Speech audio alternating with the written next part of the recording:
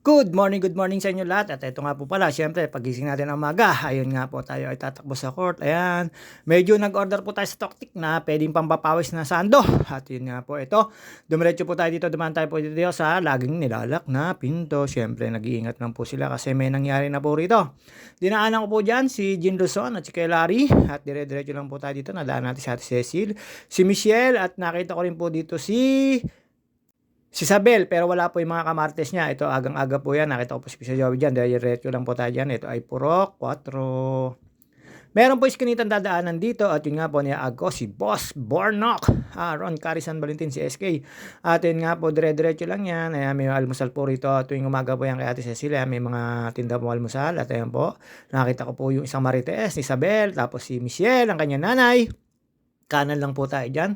Diretso po tayo sa court. Pagdating ko po sa court, wala pa po mga player. Siyempre tayo po ay nag-i-invite ng mga ibang player na gusto lumaro. At may nakasalubong po ako dito. Isang Miss Universe. Ayan po. Anak natin Korean. Tapos dire-diretso lang po tayo. Sa lahat ng po ng binabanggit ko ay mga taga dito sa amin. Alam nyo naman po tayo tuwing umaga. Pag di nag-walking, magba-basketball. Basketball is life, baller is life. Basta yun, kailangan po natin mag-practice. Kaya nasa iskinita po tayo dumaan. Ang gamit po nating sapatos ay sa mapapasana all ka. Ayan, number 77 po yan. Siyempre, natatakot po magasgas, kaya binaligtad po, feeling po tayo. At after po dyan, siyempre, diretso na po tayo sa court. Pagdating ko po sa court, ayan, nakasabay ko si ate, wala pong katao-tao.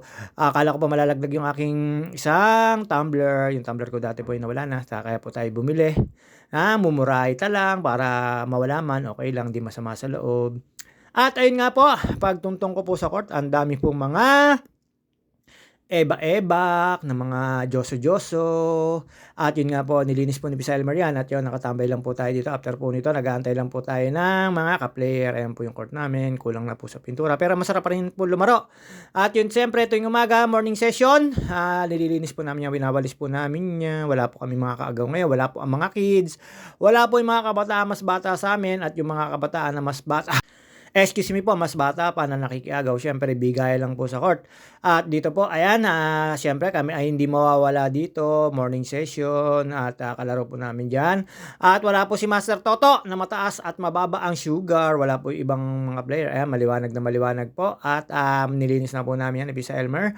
At after ko po dito magtambay-tambay, nag-isa-isa na pong dumating. At yun nga po, hindi po nagtagal ibang player dahil po Friday, may mga bantay sa resort or caretaker. Iba po hindi naman po na talaga nakakalaro.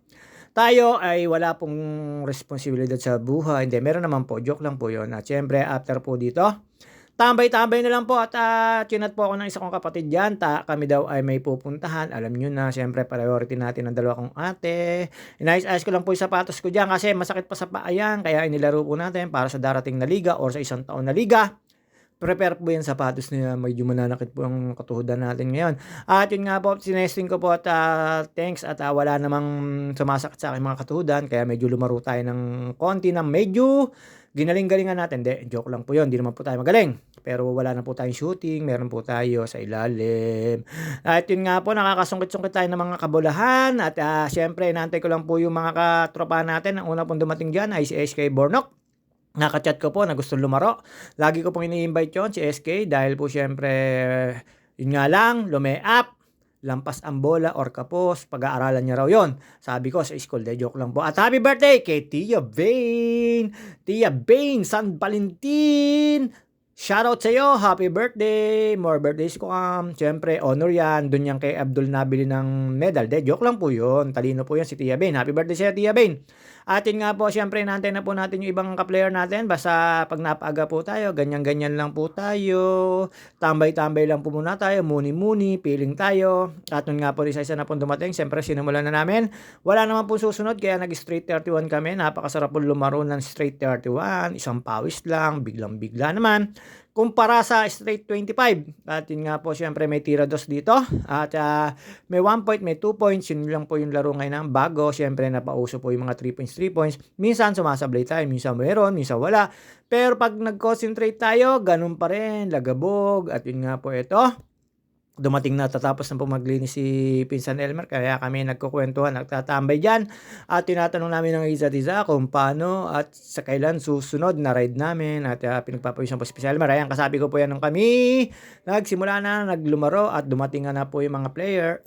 Sa umaga naman po pagkatapos namin lumaro, isang beses o dalawang beses lang po pagka wala po talagang player at gusto pa lumaro. Siyempre na mga kalaro po natin, ayan, sa mga morning session. At alam niyo naman po tayo, sa umaga lang po tayo nakakasingit ng paglalaro dahil po sa umaga, 8:00 pa lang tapos na yung laro namin. Then pagkatapos po namin lumaro, siyempre may mga gawaing bahay pa o may mga lakad. Siyempre tayo, may mga drive po tayo. Ayun nga po kami ay aalis ng aking kapatid. At shoutout nga pala po sa mga gusto mag-swimming. Pwede po kayong magpa-reserve sa KMCA Resort. KMCA page pupunta kayo dyan. Luke Monet Castillo, KMCA Lagoon, KMCA JP, KMCA White House, KMCA Nagomi, KMCA Docks, KMCA Vacaciones, KMCA RNG at KMCA Pabis. Yan po yung tawag dyan. At syempre, Lucmonet Castillo, pwede ko kayo mag-reserve doon sa mga gusto po mag-reserve. At yun po ang resort owner or basta yun po yun, tawag doon. At syempre ito, tayo ay nagbubuo na, green na green, tapos kung makukumpleto na po dyan, syempre magsasali na po tayo ng mga kabataan, ayan po, nagbubuo na lang po kami, then syempre hindi naman po kailangan ng malakas na player, basta seryosong laro lang, papawis lang po kami dyan, yung iba po mga kaibigan natin, wala dyan si Edmond, wala dyan si Master Ray, at wala dyan si Philip, at si aking kaibigang si Enrico Gasapus, wala po tuloy akong kabantayan, o wala po tuloy akong kalaban. At syempre si Pisan Yobax kasali dyan, tinanghali na ng dating. Sinali po natin yung ibang mga player ng mga kabataan at yun nga po si Jeff Iliosas, nakita nyo naman po, hindi po siya nagtagal dyan dahil daw po siya ay merong gagawin pa. At syempre ito, iwas marites po muna tayo. Wala po tayo na marites, wala pong kamarites ngayon. At shoutout nga pala po sa mga bagong followers at sa mga nagko-comment po sa akin, thank you so much, napakasarap po basahin ng mga comment nyo. Maraming salamat po sa inyo at pagpasensyahan nyo na po tayo, minsan hindi po natin nababasa dahil po tayo nagdadrive or naglalaro. And after kung nakita ko naman po sa aking page yun or sa aking FB, sasagot naman po ako sa inyo. Basta isa-isa lang po. Ayun nga po, ito. Nagsimula na po kami dyan. Medyo umiinit na po. Ayan, inaanak ko si Don Lee. Kasabi ko po yan. Then yun nga po, nakaisa kami. Ang haba po ng laro namin, up to 31. Pero sulit na sulit naman dahil papawis lang naman po kami. Depensa lang po kami dyan. At yun nga po, ayan, napakainit po. Syempre, ayan, sinimulan na po namin ang laban. Takbuhan. Ang hirap kalaban ng mga kabataan, puro takbo. Siyempre, hindi pa napapagod. Darating din ng panahon na magiging kasing edad namin kayo. Ayun, hindi pa nga po kakilala yung mga kasapi at nakasalaban na dyan si Alex Lirio.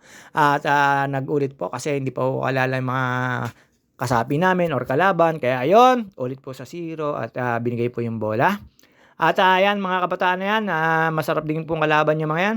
Sa umaga po naman paglalaro namin ay wala pong pustahan. Pwede po kayo pumunta basta age 40 up.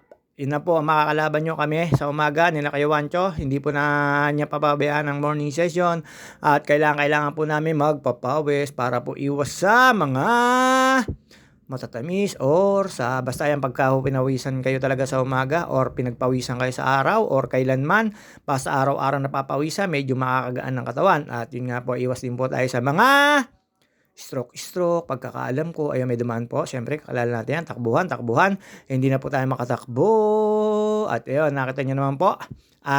Iilan lang po kami lagi sa umaga.